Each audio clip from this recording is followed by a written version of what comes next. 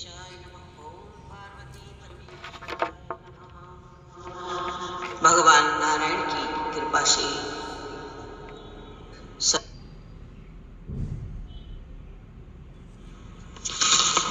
श्री गणेशाय नमः। ओम पार्वती परमेश्वराय नमः। भगवान नारायण की कृपा से सरस्वती देवी नारायण देव उत्तराखंड भारत से उत्पन्ना एकादशी का ढेर सारी शुभकामनाएं और एकादशी व्रत कथा। श्री सूत जी बोले, हे विप्रो, भगवान श्री कृष्ण ने विधि सहित इस एकादशी महात्म्य को अर्जुन से कहा था। प्रभु में जिनकी श्रद्धा है वही इस व्रत को प्रेम पूर्वक सुनते हैं और इस श्लोक में अनेक सुखों को भोगकर अंत में वैकुंठ को प्राप्त करते हैं। एक बार अर्जुन ने भगवान श्री कृष्ण ने पूछा, हे जनार्दन, एकादशी व्रत की क्या महिमा है? इस व्रत को करने से कौन सा पुण्य मिलता है? इसकी विधि क्या है? सो आप मुझे बताने की कृपा करें। अर्जुन के ये वचन सुन भगवान श्री कृष्ण ने कहा, हे अर्जुन, सर्वप्रथम हेमंत ऋतु के मार्गशीर्ष माह में जो कृष्ण पक्ष की एकादशी व्रत को करना चाहिए। दशमी की संध्या को दातुन करनी चाहिए और रात्रि को भोजन नहीं करना चाहिए। एकादशी को प्रातः संकल्प नियम के अनुसार कार्य करना चाहिए। मध्याह्न में संकल्प पूर्वक स्नान करना चाहिए और स्नान से पूर्व शरीर पर मिट्टी का लेप लगाना चाहिए। स्नान के बाद मस्तक पर चंदन का तिलक लगाना चाहिए। चंदन लगाने का मात्र इस प्रकार है, मंत्र जो है इस प्रकार है, अश्वक्रांते रथक्रांते विष्णुक्रांते वसुंदरे उद्धात्पिः वराहेण कृष्ण सद्भावनां मृत्युके हरं मे पापः यन्मया पूर्वकं संचितं त्वच्चाहतेन पापेन गच्छामि परमं गतिः। स्नान के उपरांत धूप दीप नैवेद्य से भगवान की पूजा अर्चना करनी चाहिए। रात्रि में दीप दान करना चाहिए। ये सभी सात्विक कर्म भक्ति पूर्वक करने चाहिए। रात में जागरण करते हुए श्री हरि के नाम का जाप करना चाहिए तथा किसी भी प्रकार के भोग विलास या स्त्री प्रसंग से सर्वथा दूर रहना चाहिए। हृदय में पवित्र एवं सात्विक विचारों को स्थान देना चाहिए। इस प्रकार श्रद्धा पूर्वक ब्राह्मणों को दान दक्षिणा देनी चाहिए और उनसे अपने पापों की क्षमा मांगनी चाहिए। धार्मिक जनों को शुक्ल पक्ष और कृष्ण पक्ष के दोनों एकादशियों का एक सम्मान समझना चाहिए और उसमें भेदभाव नहीं करना चाहिए।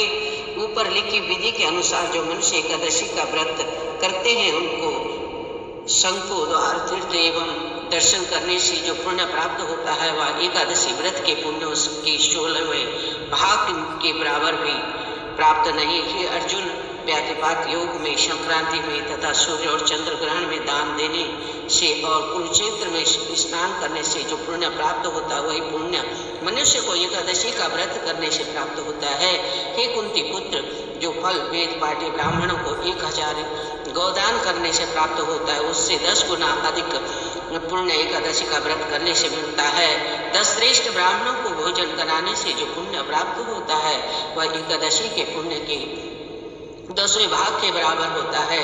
निर्जल व्रत करने का आधा फल एवं बार बार भोजन करने के बराबर होता है। अतः एकादशी का व्रत करने पर ही यज्ञ दान तप आदि मिलते हैं, अन्यथा नहीं। अतः एकादशी का व्रत अवश्य ही करना चाहिए। इस एकादशी के व्रत में शंख से जल नहीं पीना चाहिए। मांसाहार तथा अन्य निरामिष आहार का एकादशी के व्रत में सर्वथा निषेध है। एकादशी का व्रत फल जो है हजारों यज्ञों से भी ज्यादा है। भगवान श्री कृष्ण के वचन सुन अर्जुन ने कहा, हे प्रभु, आपने इस एकादशी व्रत के पुण्यों को अनेक तीर्थों के पुण्य से श्रेष्ठ तथा पवित्र क्यों बतलाया है? कृपा करके यह सब आप विस्तार पूर्वक कहिए। श्री कृष्ण ने कहा, हे पार्थ, सतयुग में एक महाभयंकर असुर हुआ था। उसका नाम मूर था और वह असुर ने इंद्र आदि देवताओं पर विजय प्राप्त कर उनके पद से हटा दिया। तब इंद्र ने भगवान शंकर से प्रार्थना की, हे भोलेनाथ, हम सब देवता मूर असुर के अत्याचारों से दुखी होकर मृत्युलोक में अपना जीवन व्यतीत कर रहे हैं। राक्षसों के भय से हम बहुत दुखी और कष्ट भोग रहे हैं। मैं स्वयं बहुत दुखी हूँ और भयभीत हूँ। अन्य देवताओं की तो बात ही क्या है। अतः हे कैलाशपति, कृपा कर आप मूर असुर के अत्याचार से बचाने का उपाय बताइए। देवराज की प्रार्थना सुनकर शंकर भगवान ने देवेंद्र से कहा, हे देवेंद्र, आप भगवान श्री हरि के पास जाइए और मधुकैटभ का संहार करने वाले भगवान विष्णु देवताओं को अवश्य ही इस वय से मुक्त करेंगे। महादेव जी के आदेश अनुसार इंद्र तथा अन्य देवता क्षीर सागर गए, जहाँ पर भगवान श्री हरि शेष शैया पर विराजमान थे। इंद्र सहित सभी देवताओं ने भगवान विष्णु के समक्ष उपस्थित होकर उनकी स्तुति की। हे तीनों लोकों के स्वामी, आप स्तुति करने योग्य हैं। हम सभी देवताओं का आपको कोटि कोटि प्रणाम है। असुरों के संहारक, हम आपकी शरण में आए हैं, आप हमारी रक्षा करें।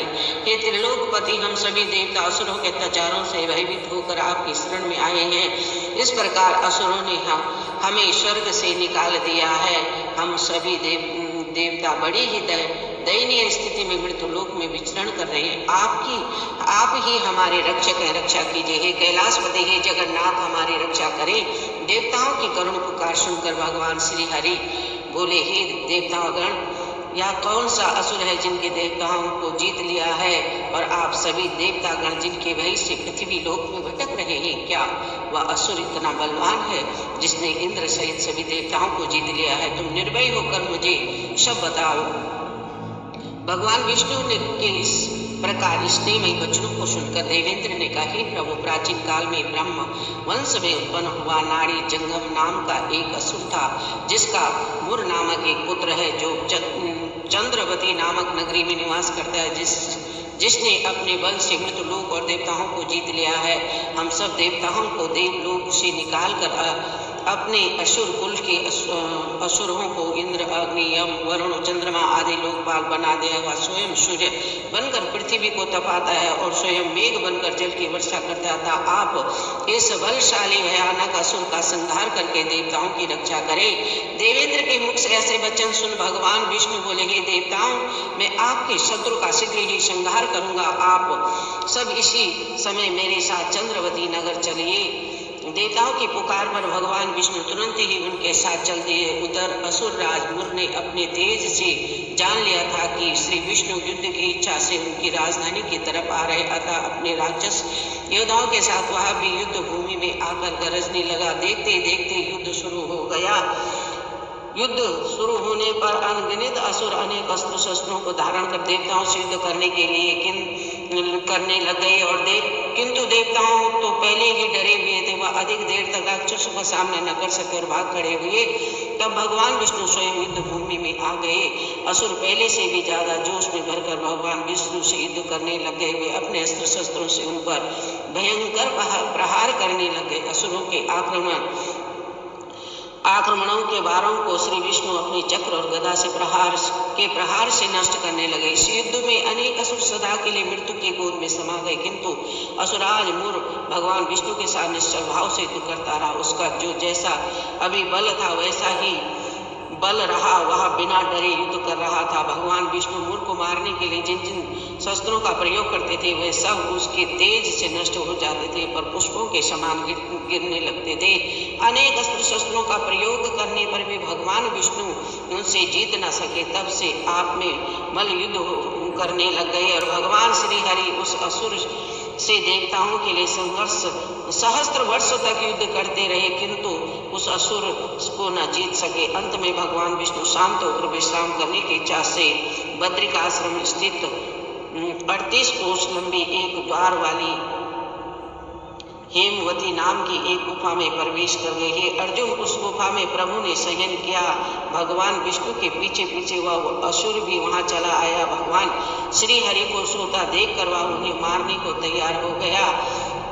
वह सोच रहा था कि मैं आज अपने चिर शत्रु को मारकर हमेशा हमेशा के लिए निष्कंटक हो जाऊंगा, परंतु उसकी यह इच्छा पूर्ण न हो सकी, क्योंकि उसी समय भगवान विष्णु की देह से दिव्य वस्त्र धारण की हुई एक अत्यंत मोहनी कन्या उत्पन्न हुई और राक्षस को ललकार कर उसने युद्ध करने लग गई। उस कन्या को देखकर राक्षस को जो है घोर आश्चर्य हुआ और वह सोचने लगा कि यह एक ऐसी दिव्य कन्या कहाँ से उत्पन्न हुई, और फिर वह असुर उस कन्या से लगातार युद्ध करता रहा। कुछ समय बीतने पर उस कन्या ने क्रोध में आकर उस असुर के अस्त्रों और शस्त्रों के टुकड़े टुकड़े कर दे, उसका रथ तोड़ डाला। अब तो वह असुर बड़ा ही क्रोध से भर गया। वह सारी मर्यादाएं भंग करके उस कन्या से मल युद्ध करने लगा। वह तेजस्वी कन्या ने उसको धक्का मारकर मूर्छित कर दिया और उसकी मूर्छा टूटने के पूर्व उसका सिर काट डाला, धड़ से अलग कर दिया।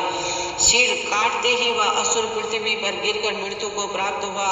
बाकी बचे असुर अपने राजा का ऐसा दुखद अंत देखकर भयभीत होकर पाताल लोक में भाग गए। भगवान विष्णु जब निद्रा से जागे तो उस असुर को मारा देखकर उन्हें घोर आश्चर्य हुआ और वो सोचने लग गए कि इस महाबली को किसने मारा है। तब वह तेजस्वी कन्या श्री हरि से हाथ जोड़कर बोली, हे जगदीश्वर, यह असुर आपको मारने को उद्यत था, तब मैंने आपके शरीर से उत्पन्न होकर इस असुर का वध किया। कन्या की बात सुनकर भगवान बोले, तुमने इस असुर को मारा, अतः हे कन्या मैं तुमसे अत्यंत प्रसन्न हूँ। इसे मारकर तुमने तीनों लोगों के देवताओं को कष्ट को हरा है, इसीलिए तुम अपनी इच्छानुसार वरदान मांग लो, मैं तुम्हारी प्रत्येक इच्छा को पूर्ण करूंगा। भगवान की बात सुनकर कन्या बोली, हे प्रभु, मुझे यह वरदान दीजिए कि जो मनुष्य या देव मेरा व्रत करे उसके सभी पाप नष्ट हो जाएं और अंत में उन्हें स्वर्गलोक की प्राप्ति हो। मेरे व्रत का आधा फल रात्रि को मिले और उसका आधा फल एक समय भोजन करने वाले को मिले, और जो श्रद्धालु भक्ति पूर्वक मेरे व्रत को करे वे निश्चय ही वैकुंठ लोक को प्राप्त करें। जो मनुष्य मेरे व्रत में दिन तथा रात्रि को एक बार भोजन करे वह धन धान्य से भरपूर रहे, कृपा करके मुझे ऐसा वरदान दीजिए। भगवान श्री हरि ने कहा, ऐसा ही होगा। ये कन्या, मेरे और तुम्हारे भक्त एक ही होंगे, अंत में संसार में प्रसिद्धि को प्राप्त होकर मेरे लोक को प्राप्त करेंगे। हे कल्याणी, तुम एकादशी को पैदा हुई हो, इसीलिए तुम्हारा नाम भी एकादशी हुआ, और क्योंकि तुम मेरे अंश से उत्पन्न हो इसलिए संसार में उत्पन्ना एकादशी के नाम से जानी जाओगी। तथा जो मनुष्य इस दिन व्रत करेंगे उनके समस्त पाप समूल नष्ट हो जाएंगे। तुम मेरे लिए अब तीज, अष्टमी, नवमी और चौदशी से भी अधिक प्रिय हो। तुम्हारे व्रत का फल सब तीर्थों के फल से भी महान होगा। यह मेरा अकाट्य कथन है। इस प्रकार भगवान श्री हरि उसी स्थान पर अंतर्ध्यान हो गए। श्री कृष्ण ने कहा, हे पांडु पुत्र, एकादशी के व्रत का फल सभी व्रतों व सभी तीर्थों के फल से महान है। एकादशी व्रत करने वाले मनुष्य के शत्रुओं का मैं जड़ से नाश कर देता हूँ और व्रत करने वाले को मोक्ष प्रदान करता हूँ। उन मनुष्यों के जीवन के जो भी कष्ट होते मैं उन्हें भी दूर कर देता हूँ। अर्थात मुझे अत्यंत प्रिय एकादशी के व्रत को करने वाला प्राणी सभी ओर से निर्भय और सुखी होकर अंत में मोक्ष को प्राप्त करता है। हे कुंती पुत्र, यह मैंने तुम्हें एकादशी की उत्पत्ति के विषय में बतलाया। एकादशी व्रत सभी पापों को नष्ट करने वाला, सिद्धि प्रदान करने वाला, श्रेष्ठ मनुष्यों को दोनों पक्षों की एकादशियों को समान रूप से करना चाहिए, उनमें भेदभाव नहीं करना चाहिए। जो मनुष्य एकादशी महात्म्य का श्रवण व पठन करेंगे उन्हें अश्वमेध यज्ञों के समान फल प्राप्त होगा।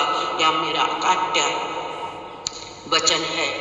एकादशी भगवान की साक्षात शक्ति है, जिस शक्ति ने उस असुर का वध किया जिसे भगवान भी जीत पाने में असमर्थ है। उस शक्ति के आगे मनुष्य के सभी रूपी असुर जो है कैसे टिक सकते हैं। जिस शक्ति ने देवताओं के कष्ट को हर कर उन्हें सुख दिया हुआ प्राणी मात्र को क्यों नहीं दे सकती। सुख, समृद्धि, शांति और मोक्ष समस्त सुख सहज ही प्राप्त हो जाते हैं। यह पावन कथा माँ भगवती एकादशी की आप सबको शुभकामनाओं सहित समर्पित भगवान श्री हरि को समर्पित। ओम नमो भगवते वासुदेवाय नमः। ओम नमो भगवते वासुदेवाय। ओम नमो भगवते वासुदेवाय। ओम नमो भगवते वासुदेवाय। वासुदेवाय नंद नंदनाय। वासुदेवाय नंद नंदनाय। ओम नमो भगवते वासुदेवाय। ओम नमो भगवते वासुदेवाय। ओम नमो भगवते वासुदेवाय।